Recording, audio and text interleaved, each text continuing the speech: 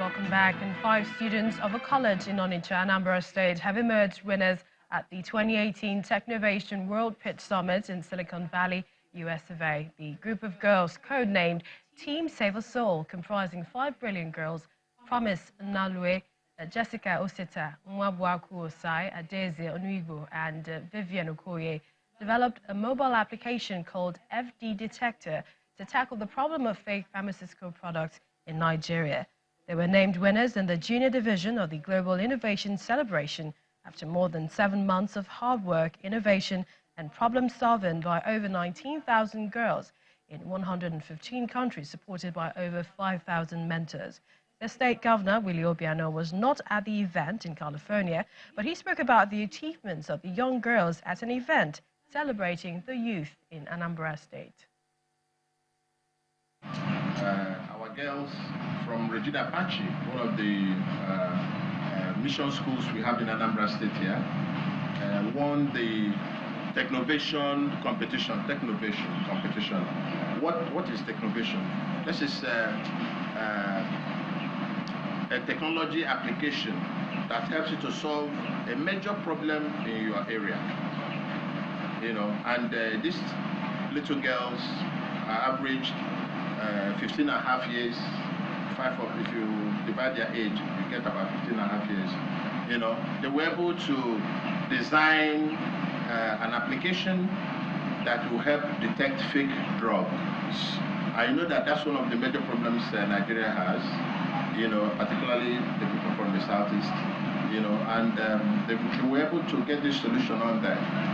So they also recorded this solution, and they were selected from here to represent Nigeria and Africa in faraway Silicon Valley in San Francisco. In the meantime, Team Save a Soul, talking about the group of girls, they were congratulated by the acting president, Professor Yemi Osinbajo, for their brilliant performance. And research scientists in Nigeria have been asked to go beyond using their research findings for promoting themselves to creating made-in-Nigeria products that will grow the Nigerian economy. The Minister of Science and Technology stated this at the North Central Dialogue on the Presidential Executive Order No. 5, which focuses on the planning and execution of projects, promotion of Nigerian content in contracts in science, engineering and technology. The minister says the order will help the revolution that will transform Nigeria's economy. We know of a very, very embarrassing situation when the insecurity, the insurgency in the Northeast was virtually at its peak. And we needed to equip our military so as to confront that insurgency. We remember that so many countries refused to sell weapons to us.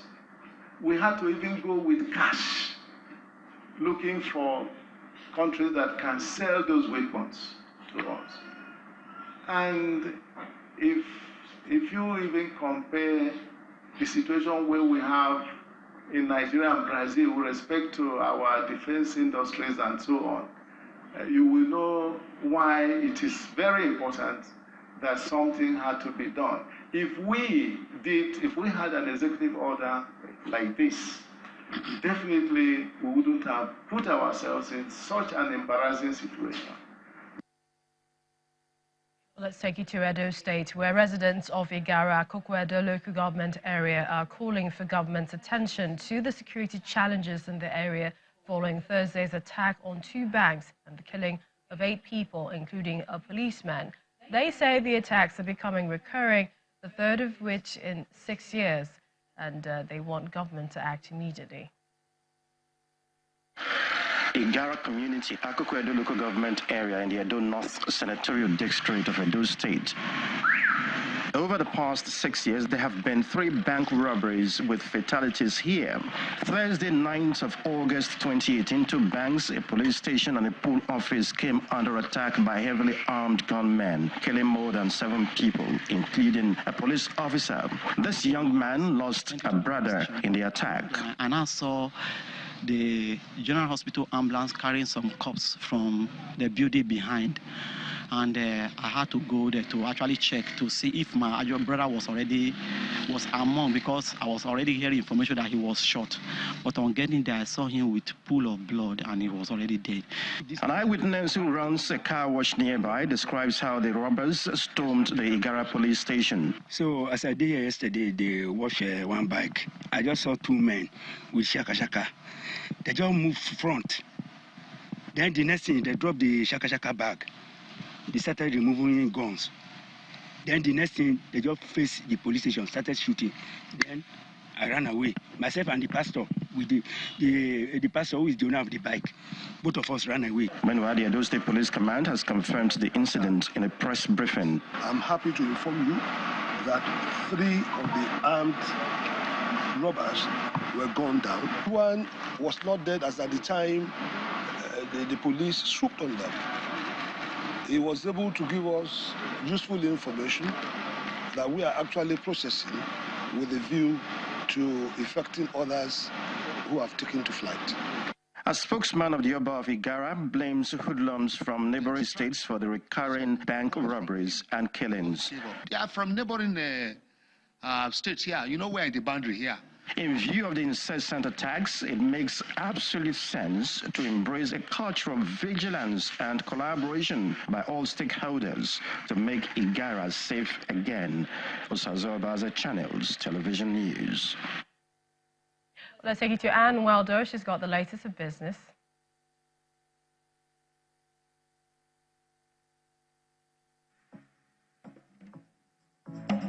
You first. First Bank.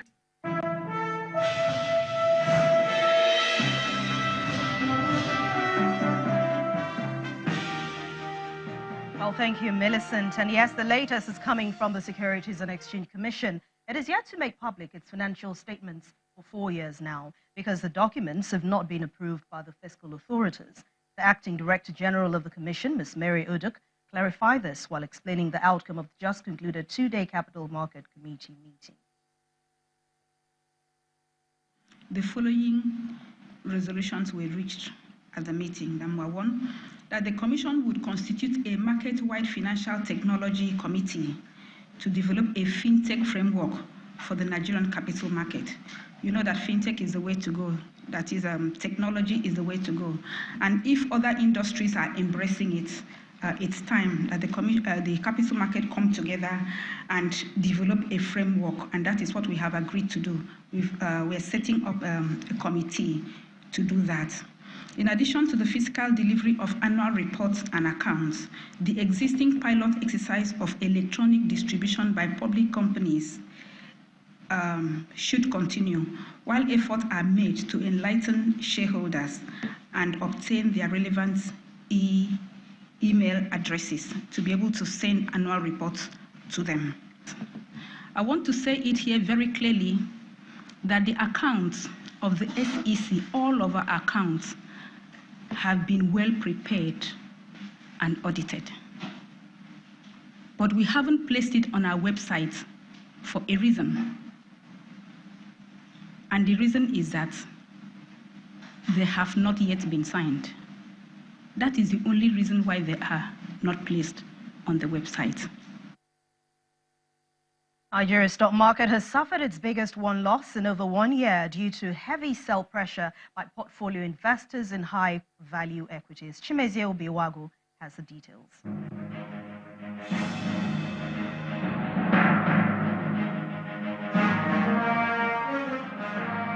Thank you and welcome to the Stock Market Report.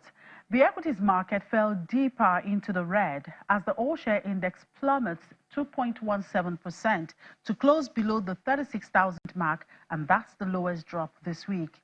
Dangote Cement is to be blamed for this heavy fall as the cement giant lost a whopping 6.14% as investors took profit on the shares, pulling the industrial sector down by 5.39%, the highest loss on the sectoral index. On the other hand, the oil and gas sector got a breather to close in the positive territory thanks to gains recorded by Mobil, Oando and Forte Oil. The lackluster attitude of investors was also reflected in the transaction volume and value, although today's figures came out better than what was recorded on Thursday. The profit taken today is typical of a Friday. However, the tensed political environment remains a concern. Traders and analysts are only hopeful next week will be better. And that was the stock market report.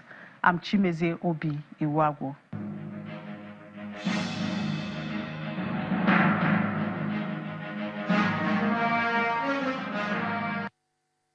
Oh, we really do hope the next week will be better. Now to the UK. Latest data coming from the Office for National Statistics in the UK shows that the country's economy rebounded in the second quarter after a weak start this year. The country's gross domestic product grew by 0.4% between the month of April and June, compared to 0.2%, which it was in the first 3 months of this year.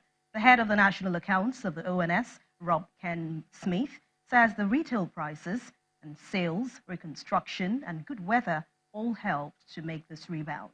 However, he says the country's manufacturing sector has fallen from the high point recorded at the end of last year, but underlying growth remains modest. And the color is red today across all major sectors and most of the global markets around the world. Investors are already reacting to mixed corporate earnings, fresh turmoil in Turkey, and the ongoing trade war between US and China. Let's see the figures for today.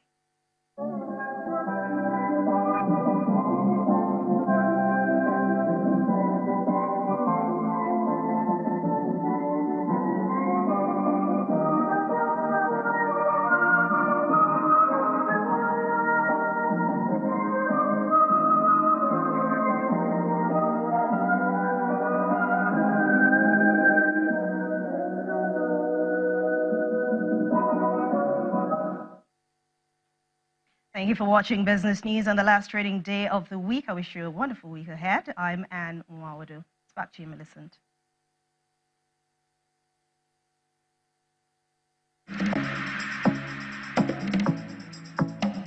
You first.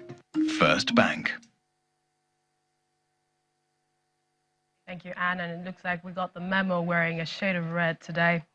A group of returnees from Libya, they have held a protest in Benin City, the Edo State capital, against alleged exploitation by individuals or groups, which they claim receive funds from donors on behalf of returnees, but failed to empower them. But the organizer of a recent training program held at the state capital has denied the allegations. In the meantime, the senior special assistant to the state government on anti-human trafficking warned against actions capable of discouraging donors willing to assist the government in empowering the returnees. Determined demonstrators in Benin City, the Edo State capital. The group is made up of some returnees from Libya who claim that in recent times, different individuals and groups have found them vulnerable enough to be used as pawns. We said they should train us into agriculture. Yes. They claim in the fanatical congregation that they are going to train us into agriculture, but when the training was to proceed, they said the agriculture is not among. However, this set of returnees had also taken part in the training program in question. I achieved something, at least the back session, and I learned it very well. I learned how to cut cloth with hand. There's you not cut the hand separate, you just join the hand, everything. I learned how to do that one. Solomon Okodua is the senior special assistant to the Edo State government on anti-human trafficking issues. When we heard it, we found out to know why they were actually protesting. So I put a call across to some of them, and I found out that yes, they were saying they were trained. The training were just a kangaroo training, and that is not part of the training. That they thought that this woman has collected money from XYZ to use them to justify the money. I said no. So you relax and let's see how we can, go into the matter. The organizer of the training exercise, Doreen Yusuf, has benevolence as a key idea behind her project. The kind of empowerment I told them I was going to give to them, I said, I'm going to train you. You're going to learn a trade. I want you to have an alternative to going to Libya with barefoot. I want you to have alternative to going abroad. You can learn a skill here. I have no collaboration with anyone. Nobody gave me a grant. No 10 million was given to me from anywhere. As many returnees rescued from human trafficking attempts still await empowerment, those interested in assisting them are encouraged to follow government's approved procedures. Jessica Olugose, Channels Television News. And still ahead on the news at 10, World Football Governing Body FIFA bans Zambian legend Kalusha Bwalya for 2 years over unethical practices in 2011. That's on Sports News. Please stay with us.